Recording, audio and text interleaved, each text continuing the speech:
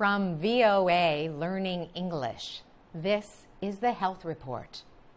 The World Health Organization, or WHO, says the use of surgical childbirth is growing worldwide. Surgical childbirth is when a woman gives birth with the help of an operation, also called a cesarean section. WHO officials say the operation is becoming especially popular in what they call high and middle income countries. Doctors may advise a cesarean birth, also known as a C-section, when normal childbirth would put the mother or the baby at risk. But the WHO says it is concerned about the possible abuse of this life-saving surgery. It supports C-sections when they are justified medically because it can save lives. But the WHO says when C-sections are performed without medical need, mothers and their babies are put at risk. Health experts say the ideal rate for C-sections is between 10 and 15% of all births.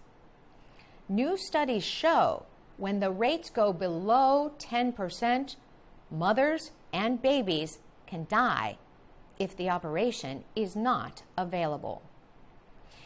Dr. Marlene Tennerman is director of the WHO's Department of Reproductive Health and Research.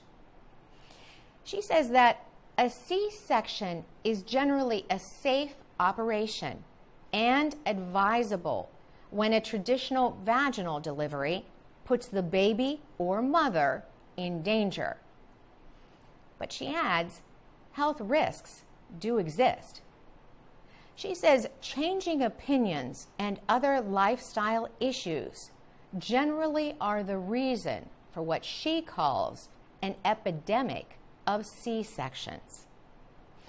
These operations, she adds, are easier for doctors and hospitals because planned C-sections help them better control their planning.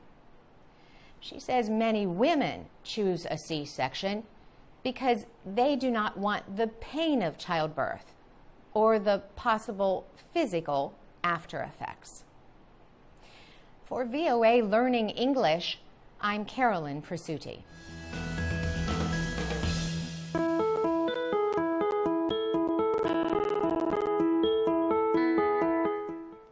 From VOA Learning English, this is the Health Report. The World Health Organization says about 3 billion people use solid fuels for heating and cooking food in their homes. The practice creates dangerous indoor air pollution. WHO officials say more than 4.3 million people die from household air pollution a year. Most are in developing countries. WHO officials say indoor pollution leads to early deaths from stroke, heart and lung disease, childhood pneumonia, and lung cancer. Women and girls are the main victims. The WHO says these diseases can often result from high levels of fine particulate matter and carbon monoxide released by burning wood, coal, animal waste, crop waste, and charcoal. Carlos Dora is with the WHO's Department of Public Health, Environmental and Social Determinants of Health. He says people should not use unprocessed coal and kerosene fuel indoors. He says opening a window or door to let out the harmful air will not correct the situation. It only will pollute the outdoors. The United Nations found that more than 95% of households in sub-Saharan Africa depend on solid fuels for cooking. It says huge populations in India, China, and Latin American countries such as Guatemala and Peru also are at risk. Agency experts say some safe and low-cost technologies are available. In India, you can buy an induction stove for about $8. And in Africa, you can buy a solar lamp for less than $1. But this, the agency says, is just a start. It is urging developing countries to use cleaner fuels and increase access to cleaner and more modern cooking and heating equipment. For VOA Learning English, I'm Carolyn Persutti.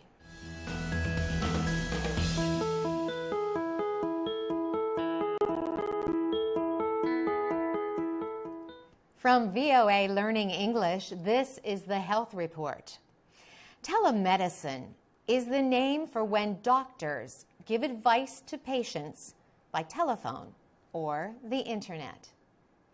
It also describes when healthcare providers in rural areas connect with specialists in big cities. Telemedicine has existed for a long time. But the rise of smartphones, tablets, and webcam-equipped computers is raising telemedicine to new levels. Some healthcare systems in the United States now offer virtual urgent care. Patients see a doctor by video chat without having to leave home. Diana Ray is a nurse educator in the northwestern state of Washington. She recently demonstrated how virtual urgent care works.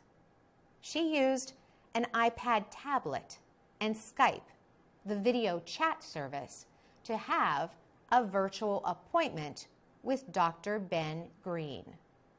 He had the patient describe her symptoms. Dr. Green decided that the problem was a sinus infection after having her perform a facial exam that he demonstrated. For medicine, he prescribed an antibiotic. Dr. Green says about 3 out of 4 of his patients have health problems that can be treated like this, through virtual urgent care. That means a video chat could replace a visit to the doctor's office in some cases. Dr. Green treats patients by Skype for the Franciscan Health System, based in Tacoma, Washington. It operates hospitals and other healthcare facilities.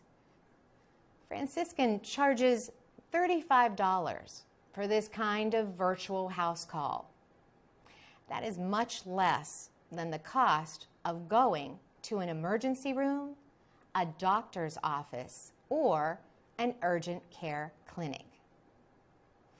After trying the video conference, Diana Ray says she would have been happy to pay the $35 when she was recently home with a bad cold. For VOA Learning English, I'm Carolyn Persutti.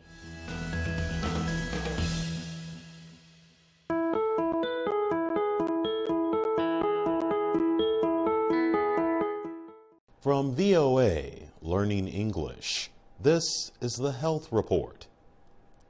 Do you often start your day feeling tired? Do you ever fall asleep at work? Do you sometimes feel out of it, as if your brain is still asleep, even though your body is awake? If you answered yes to any of these questions, you might be suffering from what some researchers call social jet lag. Till Roneberg is a German chronobiologist, a scientist who studies how living things adapt to and are governed by periods of time, such as lunar or solar cycles. Mr. Roneberg says that many people are working at times that do not match their body's natural sleep-wake cycle. This natural cycle is called the circadian rhythm. Mr. Roneberg says when your work schedule conflicts with your body's inner clock, it can lead to extreme tiredness, similar to jet lag. With jet lag, people feel extremely tired when they travel long distances in a short period of time by air. Till Roneberg led researchers in a study at Ludwig Maximilian University in Munich, Germany. They studied social jet lag among workers at a steel company in Europe. Factory workers were given work times that matched their natural sleeping habits. Changing the workers' schedules to fit their lifestyle made them feel more rested and improved their sense of well-being, says Mr. Roneberg. But the people who worked at night did not report the same level of improvement. Mr. Roneberg adds that employees who wake after better rest are more productive. The journal Current Biology published the study. For VOA Learning English, I'm Jonathan Evans.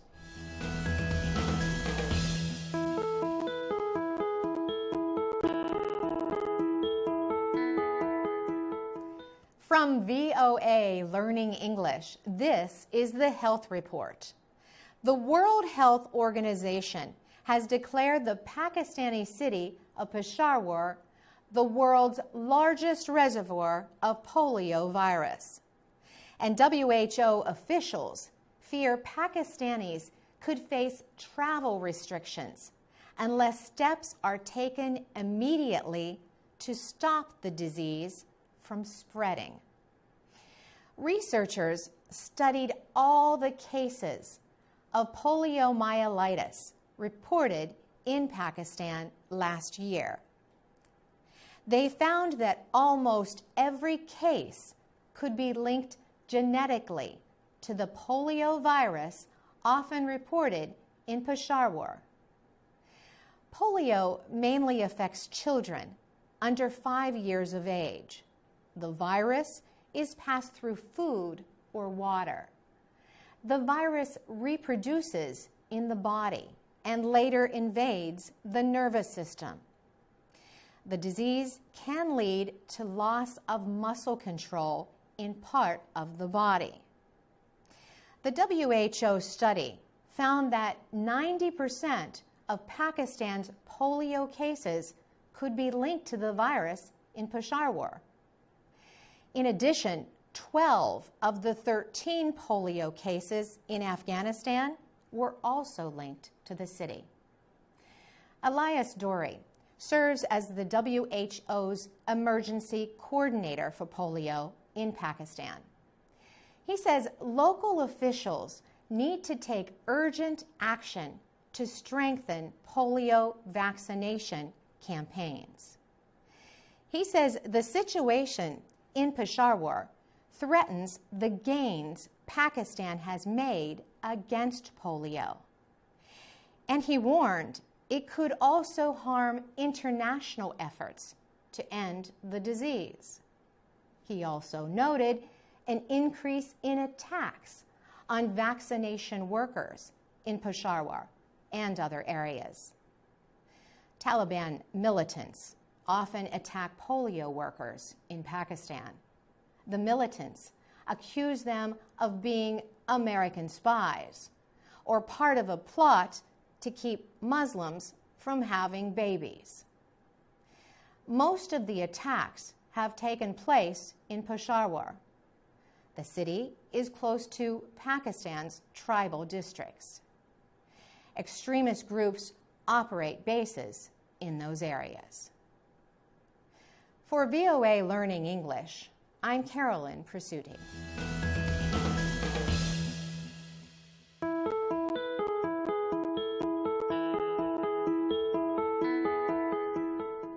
From VOA Learning English, this is the Health Report.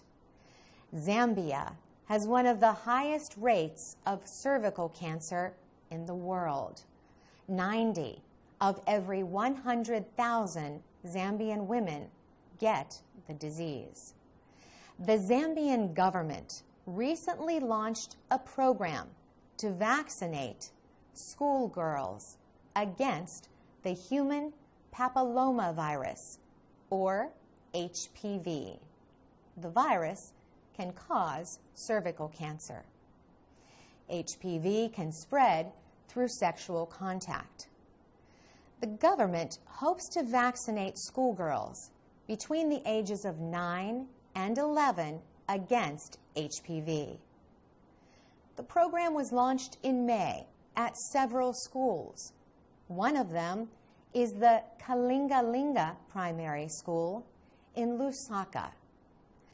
About 100 students there received the HPV vaccine. Euphrasia Mweshi Mutale is a teacher. She was involved in efforts to inform the community about what was expected to be a difficult subject. Ms. Mutale is happy with the early results. She says people involved in the program met with parents and teachers to tell them why it is good to vaccinate the girls. She notes there have been no reported side effects from the vaccine, like high body temperature or skin discoloration. Mulindi Mwanahamuntu is director of the Cervical Cancer Prevention Program in Zambia. He says health officials wanted to vaccinate 25,000 girls, but he says there was some resistance from churches and other groups. Zambian and international health officials are working to end the resistance by educating communities about medical issues. Zambia is third on the World Health Organization's list of countries with the highest death rates from cervical cancer. The country also has the highest cervical cancer rate in Africa. For VOA Learning English, I'm Carolyn Presutti.